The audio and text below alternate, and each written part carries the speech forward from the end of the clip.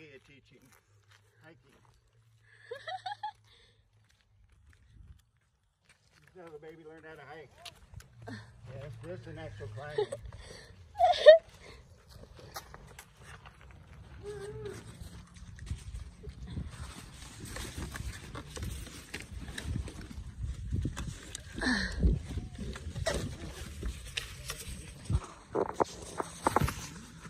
So guys, na-try niyo na bang pupunta ng swimming tapos may dala-dala kayong stroller, no? Parang mali ata yung napunta namin, no? May dala-dala kami yung stroller.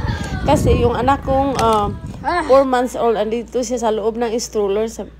Tapos yung ama, reklamador na yan, guys. Kasi, sabi, hindi madali magdala ng mga stroller, no? Pero no choice kami, kailangan siyang dalhin kasi yung anak ko is maliit pa siya dito. So, ayan. May takip yan si Kendan. You should bring this. Sabi.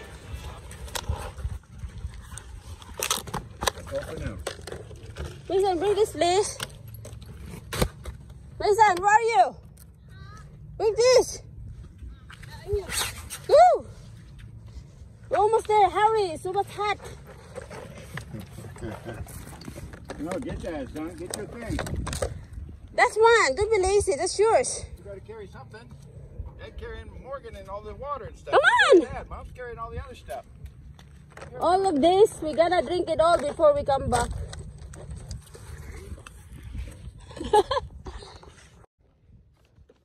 Okay guys, this is extreme adventure. Pero so, grabe guys. Sobrang ganda dito, no? Grabe. Gusto ko talaga bumalik dito sa lugar na to, guys. Kasi, kung talaga siya, nakaka-relax. Basta hindi lang talaga siya mainit, guys. Okay dito, guys. Pero pag sobrang init naman, pag halimbawa, 100 mahigit degrees, naku, wag na kayong pumunta dito, no? Ang ganda talaga dito, sobra. Ganda ng view. Nasa desierto talaga kayo, guys. Dito, oh. Maganda magpunta dito yung mga September, October, no, November, December kasi nga hindi totally mainit. Pero pag summer, guys, pag antayin nyo pa kasi summer, grabe super init na, guys, 100 degrees. So delikado, no, especially pag may mga anak kayo, no. Oh, delikado dito pumunta pag halimbawa desierto. So dito lang yan matatagpuan, guys, dito sa Page, Arizona, USA. Super ganda dito. Grabe. So, first time nga namin pumunta dito, guys. Kaya hindi namin totally talaga alam kung gaano siya kalalim, no? Pero Diyos ko, pagtingin namin, grabe pala. Ang super lalim pala niya, guys. Grabe. Tsaka, nasa habog pala kami. Nasa taas kami. Hindi kami pwedeng pupunta doon. My God, super delikado kasi. Mas lalo na pag may bata. Yung anak ko nga, oh. Ando na nga siya, oh. Diyos ko, hindi naman siya natatakos, guys. Pero worth it ang pagpunta, guys. So, bali yung video na po nito, guys. Where are we gonna jump? No, the other side.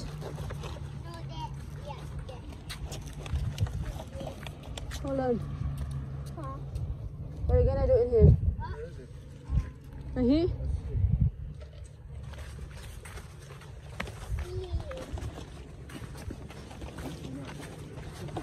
Huh?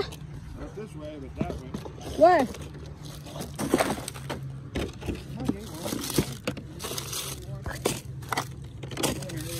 Get to the water. Hi, Mommy.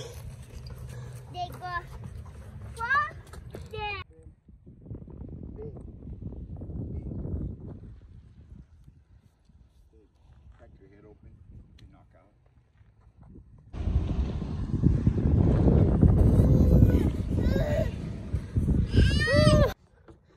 Okay, guys. Ayan.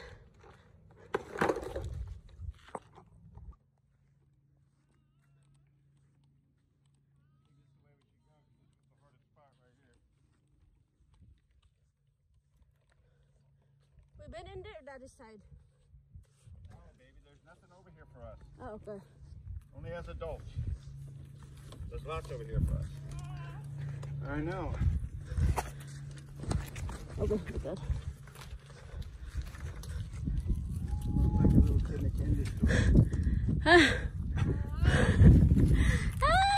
That is too. But, you gotta help me here. Okay, hold on. I can't do this.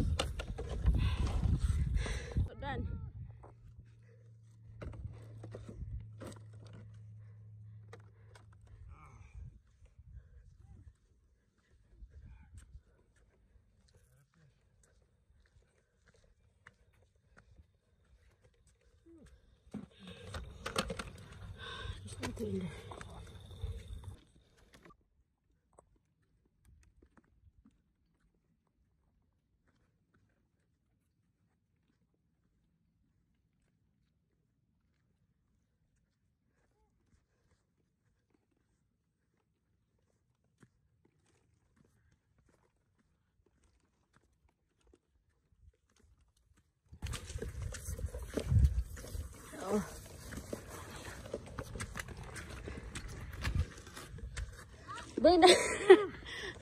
Bring that, son, hurry.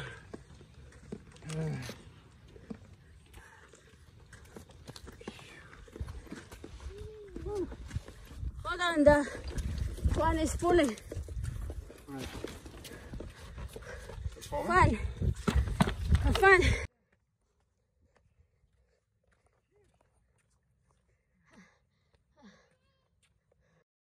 So, ayan na nga guys, hindi na nga kami nakaligo no kasi hindi pwede na maligo kami kasi sobrang ang lalim niya. Tapos yung nangyari, andun kami sa pinakataas wala, hindi pwede, hindi talaga pwede kami pumunta sa tubig mismo guys.